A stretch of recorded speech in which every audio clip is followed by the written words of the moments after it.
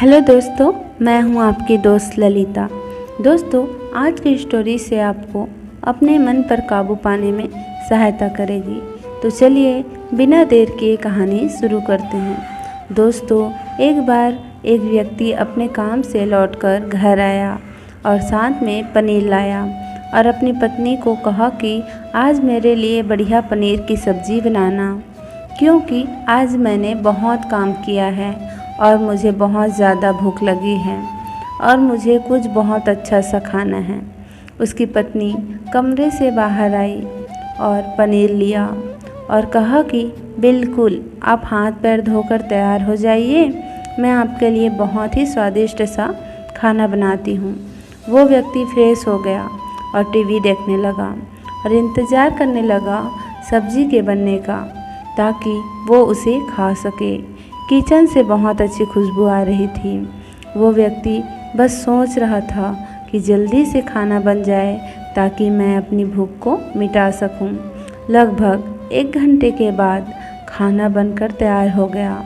स्वादिष्ट सा भोजन अब खाना लगने की ही वाला था कि उस व्यक्ति ने अपनी पत्नी से पूछा कि खाने में नींबू है कि नहीं, क्योंकि मुझे पनीर की सब्ज़ी में नींबू डालकर खाना है। लेकिन पत्नी ने कहा कि नींबू तो ख़त्म हो गई है, आपसे कहा था लेकिन आप भूल गए। व्यक्ति ने अपनी पत्नी से कहा कि रुको रुको, अभी खाना मत लगाओ, क्योंकि नींबू के बिना खाने में बिल्कुल मज़ा नहीं आएगा। तो मैं अभी गया और अभी नींबू लेकर आया।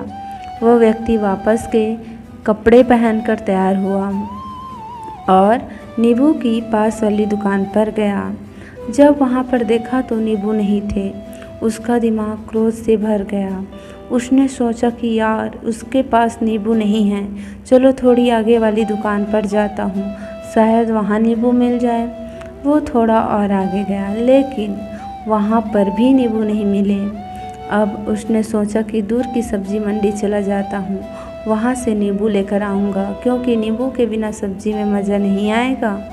करीबन आधे घंटे के बाद वो करीब के सब्ज़ी मंडी में पहुंचा।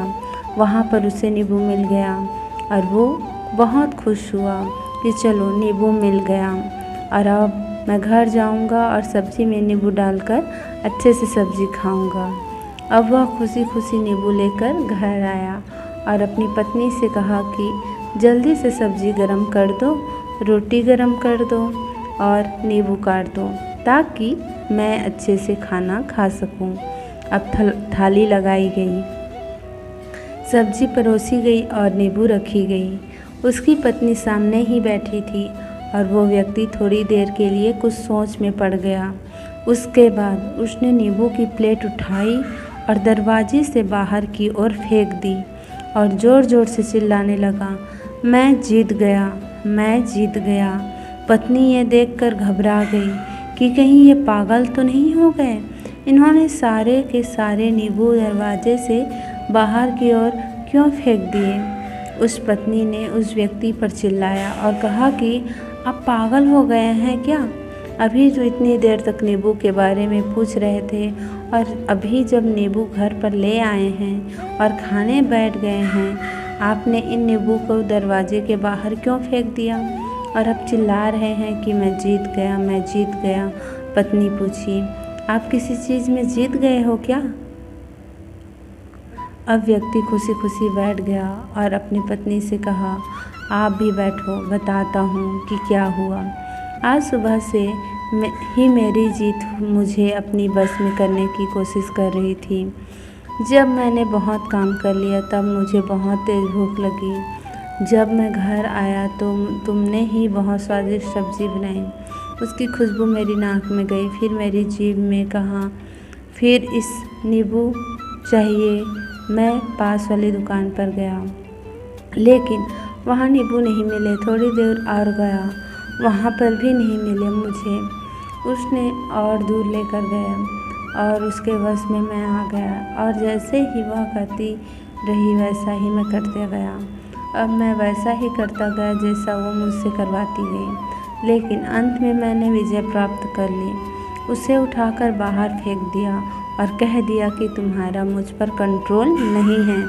बल्कि मेरा तुम पर कंट्रोल है और मैं जीत गया।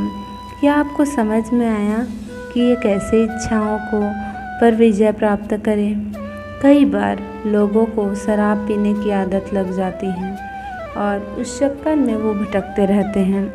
यदि एक जगह नहीं मिलती तो दूसरी जगह जाते हैं, दूसरी जगह नहीं मिली तो तीसरी जगह जाते हैं और अक्सर विवाहों के साथ ऐसा ज़रूर होता है कि वो शराब पीने के लिए बैठते हैं, सारी शराब खत्म हो जाती है।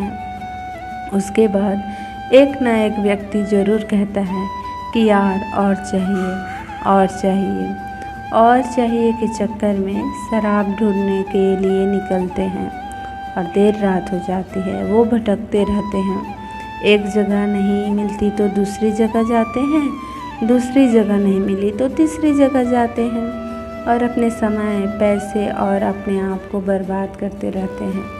यदि आपने अपनी इंद्रियों पर विजय प्राप्त नहीं किया तो आप भी नींबू की खोज में सिर्फ भटकते ही रहेंगे और हमेशा परेशान रहेंगे। इसलिए अपनी इंद्रियों पर काबू पाइए और अपने जीवन को खुशी खुशी बिताइए। आशा करती हूँ कि इस स्टोरी के माध्यम से आपको कुछ न कुछ सीख ज़रूर मिली होगी। अगर मिली हो तो अपने दोस्तों के साथ ज़्यादा से ज़्यादा शेयर करें और हमें कमेंट्स करके ज़रूर बताएं। और ऐसे ही मोटिवेशनल स्टोरी के लिए हमारे चैनल को लाइक, शेयर एंड सब्सक्राइब ज़रूर करें। धन्यवाद। राधे राधे।